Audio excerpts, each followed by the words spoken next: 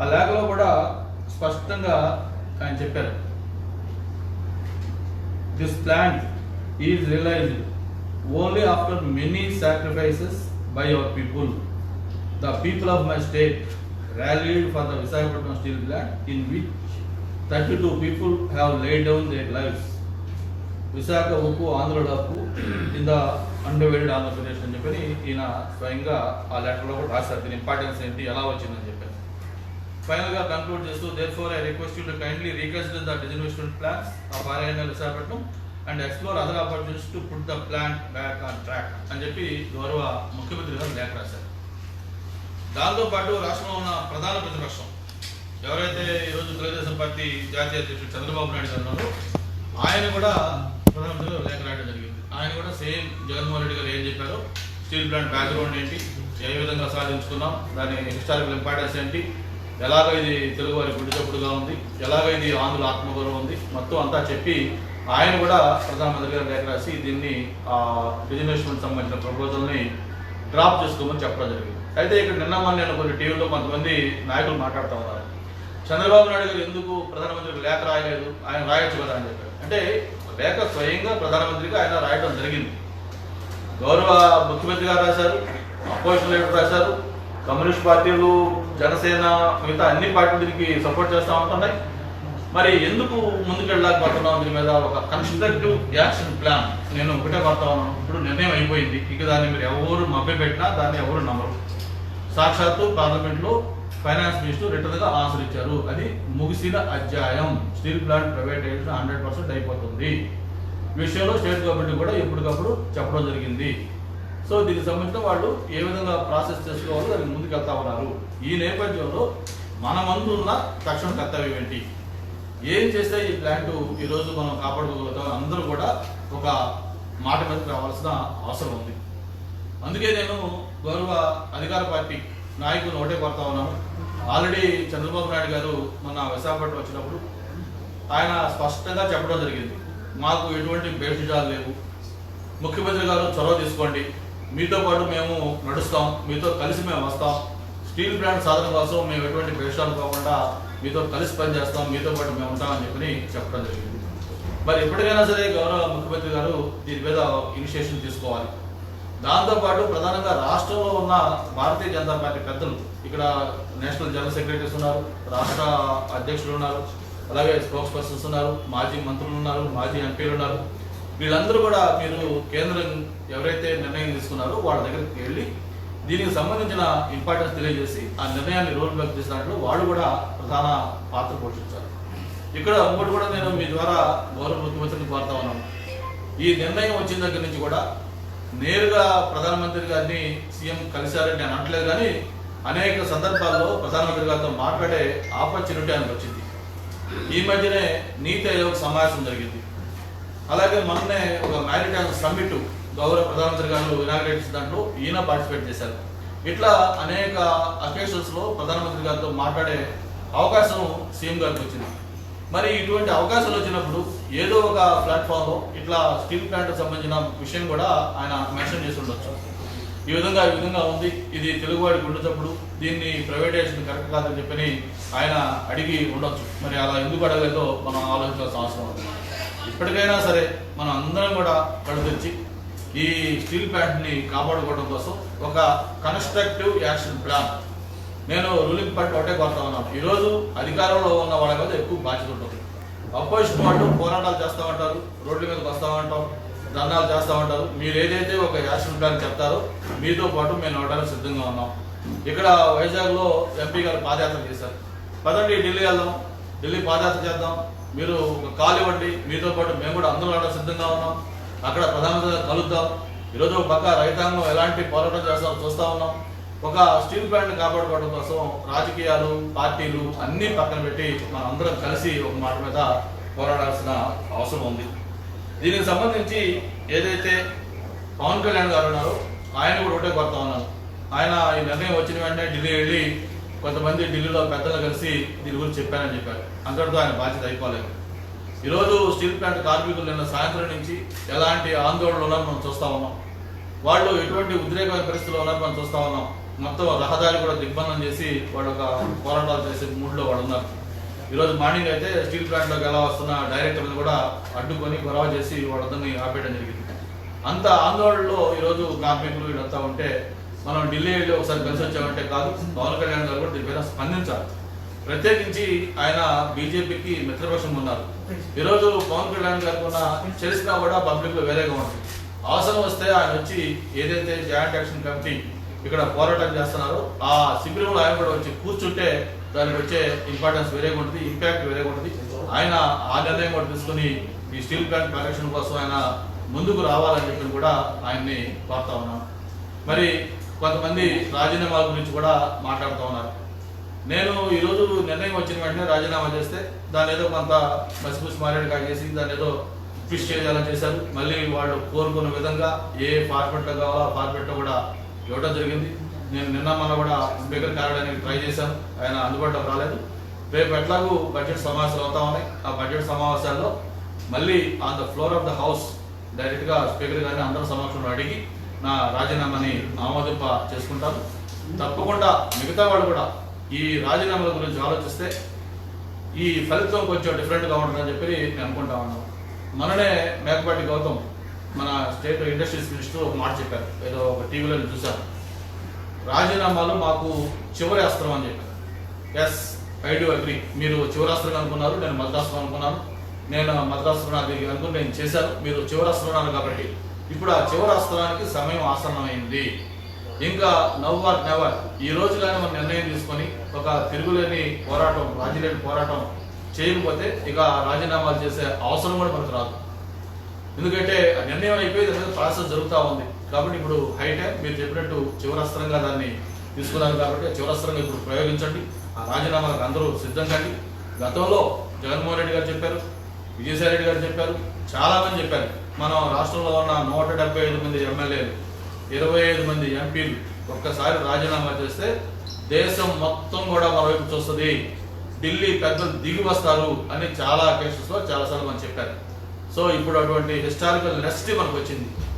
మన కన్నతల్లి, మన గుండె చప్పుడు, మన విశ్వాసాలుగా ఉన్న స్టీల్ ప్లాంట్ని రేపటి నుంచి ప్రైవేటైజ్ చేస్తారంటే మనం ఇప్పుడు కూడా ఇంకా ఆ అస్త్రాలు ప్రయోగించకపోతే మనం చరిత్రహీనులు అవుతాం.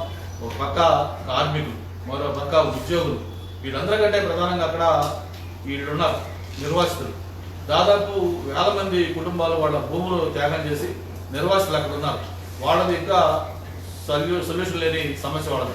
దాదాపు 8,000 మందికి ఇంకా వాళ్ళకి ఆర్ కార్డు పట్టుకుని భవిష్యత్తులో చిన్న ఆశ మినిమిపంటూ ఉంది వాళ్ళకి, మాకు ఉద్యోగాలు వస్తాయో ఇంకా అని చెప్పి వాళ్ళని విధంగా అడ్రస్ చేయాలి.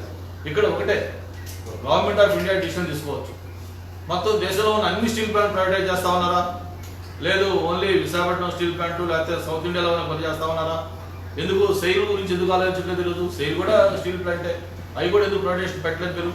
ఒక విశాఖపట్నం స్టీల్ ప్లాంట్ ప్రజా ఉద్యమం ద్వారా, ప్రాణ త్యాగాల ద్వారా, ఒక తెలుగువాడి ఆత్మగౌరవంగా విశాఖకు ఆంధ్రుల హక్కు పేరుతో సాధించుకున్న స్టీల్ ప్లాంట్ ప్రైవేటైజ్ చేస్తామని చెప్పి ఎలా మీరు ముందుకు వెళ్ళగలుగుతా ఉన్నారు? ఇక్కడ స్టేట్ గవర్నమెంట్ ఏ ఇండస్ట్రీ అయినా సరే, స్టీల్ ప్లాంట్ కావచ్చు లేకపోతే ఇంకోటి కావచ్చు, ఒక ఇండస్ట్రీ రన్ కావాలంటే స్టేట్ గవర్నమెంట్ సపోర్ట్ ఖచ్చితంగా కావాలి. వాటర్ కావాలి, పవర్ కావాలి, అదరు ఇన్ఫ్రాస్ట్రక్చర్ ఫెసిలిటీస్ లేకపోతే సపోర్ట్ స్టేట్ గవర్నమెంట్ ఇవ్వాలి. ఇక్కడ స్టేట్ గవర్నమెంట్ క్లియర్గా చెప్పండి, మీరు విశాఖపట్నం స్టీల్ ప్లాంట్ ప్రైవేటైజేషన్ చేస్తే మేము సపోర్ట్ చేయము, ఆ ప్రైవేటైజేషన్ మేము వ్యతిరేకము, దీన్ని ఒప్పుకోవట్లేదు. అలా కాకుండా మేము పోరాటం చేస్తున్నాం, మేము దానికి చివరిదాకా అయిపోయింది, చివరాంకం వచ్చేసింది. ఆల్రెడీ బడ్జెట్ స్పీచ్లో చెప్పినప్పుడు అయిపోయింది. అయినా సరే మనం కొంత టైం వేస్ట్ చేసాం. ఇప్పుడు నిన్న డైరెక్ట్గా ఆర్థిక మంత్రి గారు స్వయంగా మన ఎంపీల ప్రశ్నకు సమాధానం చెప్పారు. డిసిషన్ అయిపోయింది. ఇంకా ఉరి మెడకు తగిలించి ఉరి అయిపోతున్న సమయంలో కూడా ఇంకా మేము పోరాటం చేస్తాం, ఇంకా మేము ఏదో చేస్తామంటే జనాలు నమ్మే పరిస్థితులు లేరు. మనం అందరం కూడా ఈరోజు పార్టీ లైన్స్ కూడా అవసరం పక్కన పెట్టి అందరూ ఒక దాటి మీదకి వచ్చి ఒకే మాట మీద, ఒకే బాట మీద మన గుండె చప్పుడు, మన ఆత్మగౌరవం, మన స్టీల్ ప్లాంట్ కాపాడుకోవడం కోసం ఒక constructive action plan ruling party ఈరోజు అనౌన్స్ చేయాలి. దానికి గౌరవ ముఖ్యమంత్రి గారు లీడ్ తీసుకోవాలి.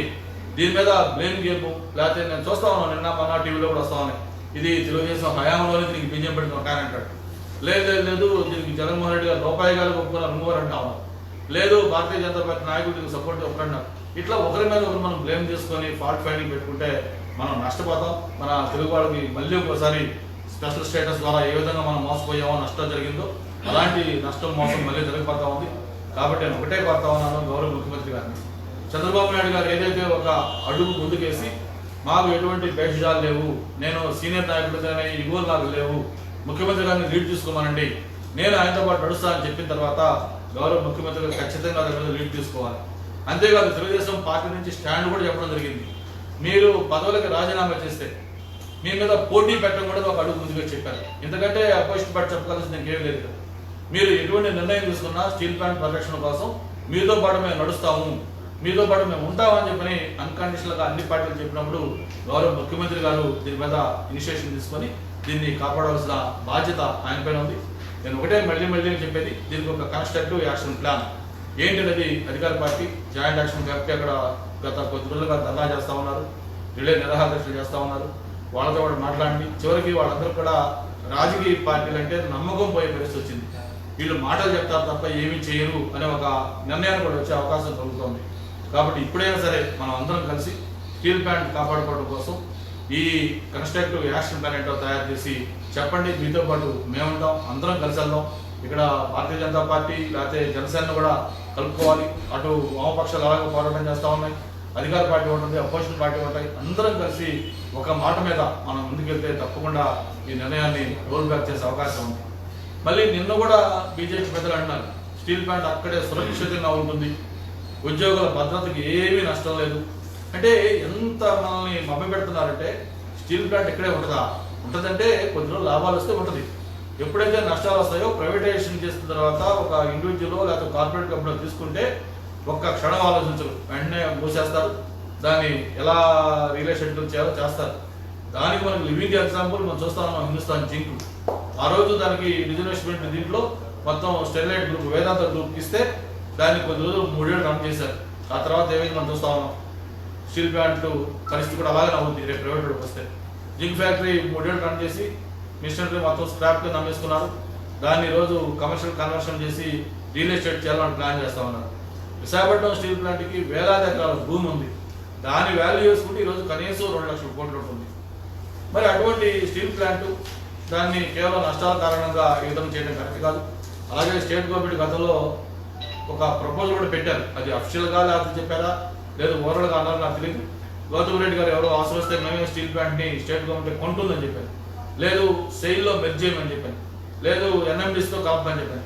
ఇట్లా రకరకాల ఆల్టర్నేటివ్ సొల్యూషన్స్ ఉన్నాయని దీని మీద గౌరవ ముఖ్యమంత్రి గారు అత్యవసరంగా ఒక ఎమర్జెన్సీ మీటింగ్ పెట్టుకొని ఢిల్లీకి బయలుదేరి ఢిల్లీలో పిఎంని అలాగే గౌరవ పెద్దలను కలిసి ఈ నిర్ణయాన్ని రోల్ బ్యాక్ చేసేదాకా ఒక రాజీ లేని పోరాటం చేయాల్సిన అవసరం ఉందని చెప్పని మీకు మనం చేస్తా ఉన్నాం. సార్ ఏపీ గవర్నమెంట్కి సంబంధం లేదు అన్నది క్లియర్గా లేకుండా ఏపీ గవర్నమెంట్ కాదు, there is no equity.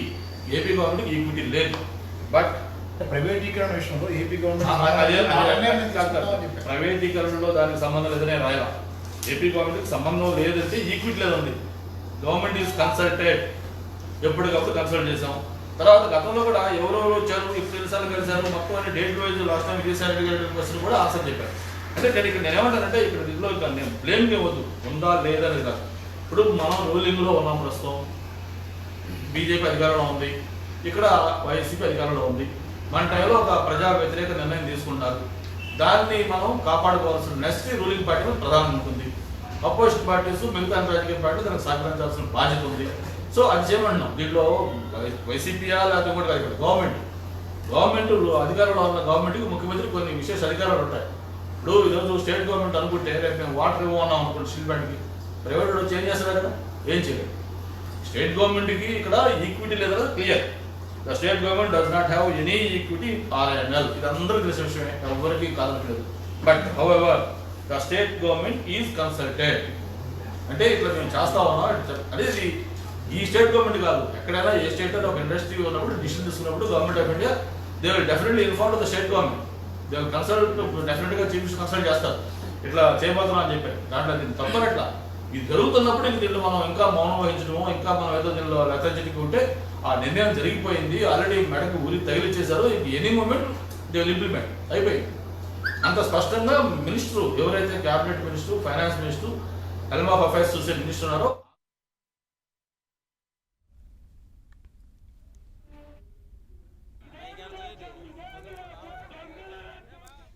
So Vizag steel plant ప్రైవేటీకరణకు రాష్ట్ర ప్రభుత్వానిదే పూర్తి బాధ్యత అని సిపిఐ జాతీయ కార్యదర్శి నారాయణ విమర్శించారు.